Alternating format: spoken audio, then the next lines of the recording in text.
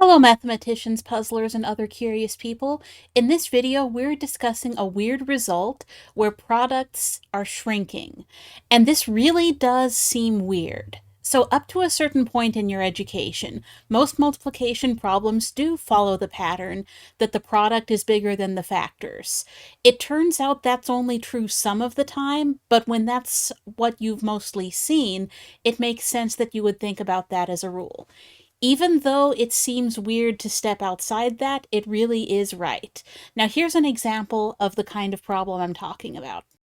We can see here that 0.5 times 0.5 is 0.25. And if that seems okay for a minute because you're thinking 25 is more than 5, well, hang on just a second. 0.5 is the same as 0.50. And now this should definitely start to seem weird if you're used to thinking about multiplication as something that gets bigger, because here we're saying 0.50 times 0.50 is 0.25, and 25 is definitely less than 50. So 25 hundredths is definitely less than 50 hundredths. So what's really going on here? One way I want us to start out looking at this is by asking, what does 0.50 times 0.50, or if you want to say it more concisely, 0.5 times 0.5, really mean? One way we can illustrate that is by starting with a square. So you see in front of you a 1 by 1. I'm going to call that 1 inch by 1 inch.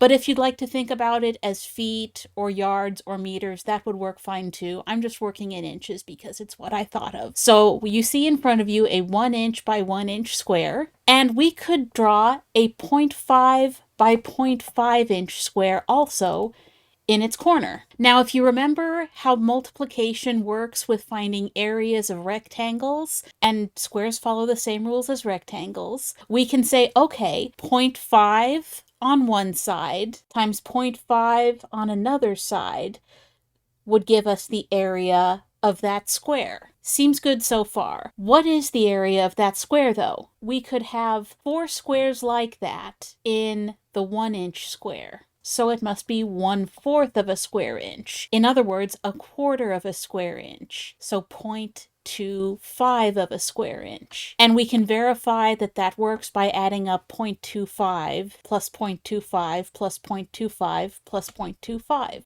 So let's take a look at that first. So the first thing we're going to do here is verify that result. And then I want to investigate a little more deeply. 0.25, 2, 3, 4 of it. 5 and 5 is 10. Another 5 and another 5 is another 10, so 2 tens. 2, 4, 6, 8, 10. 1 and a bunch of zeros is 1. So 4.25s really is 1. So that's something we see here. So really, we even could have multiplied there and said 4 times 0.25 equals 1. And that's another case of a shrinking product, because we multiplied 4 by 0.25. Let's look at a few more examples so we can see what's going on. Now this next example will be a bit more comfortable. So let's think about 4 times 3. It probably popped into your head right away that that's 12. This follows the usual rule. Multiplying seems to usually give a bigger result. 4 times 2, which is 8, does the same thing. 8 is more than 4. That's nice. That's comfortable. How about 4 times 1? You probably remember a rule that times 1 stays the same. But wait a minute, that's not getting bigger. So we've already found one exception to your usual rule that you're used to thinking about, where when numbers are multiplied, their product is bigger than those numbers. So here's another exception that you're probably also familiar with, but maybe didn't even think of. How about 4 times 0? Well, that's just 0. So there's another exception because 0 is less than 4. So here's a bigger rule that includes the rule you're used to. When you multiply by numbers that are more than 1, your result increases. When you multiply by 1, it stays the same. And when you multiply by 0, you get 0. But what happens when you're between 1 and 0? Now here's a little principle that's from a further along math class called Real Analysis. That's a class that math majors take late in their university careers, usually. And this rule is that the bigger number you multiply by, the bigger result you get. There's a fancier way that the math majors say it, but that's what it comes down to. The bigger a number you multiply by, the bigger your result. Well, that makes sense because 3 is bigger than 2, and 12 is bigger than 8. 2 is bigger than 1, and 8 is bigger than 4. Now, I want to point out there could be a whole range in here of numbers between 0 and 1, like 0.25 and 0.5. So 4 times 0.5. If you apply the strategy you may have been taught, that would say, okay, 5 times 4 is 20, but that was really 5/10.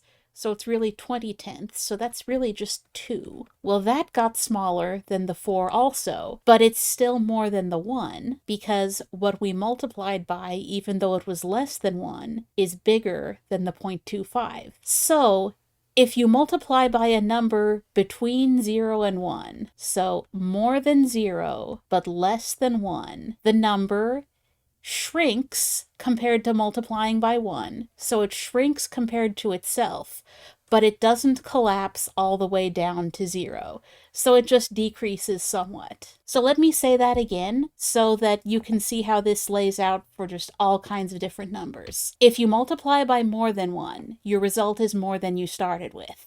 That's the usual rule that you've been used to and comfortable with. If you multiply by 1, your result is the number you started with. That's an exception you've used a bunch of times. Here's the one that seemed weird. If you multiply by a decimal between 0 and 1, your result is smaller than you started with. And last but not least, if you multiply by 0, your result is 0. That's the other exception that you've probably used several times. So that's how this works, and that's why it still is true even though it seems weird when you're not used to it. And if you have any other results that are weird, let me know and I'll investigate them too. Calculator!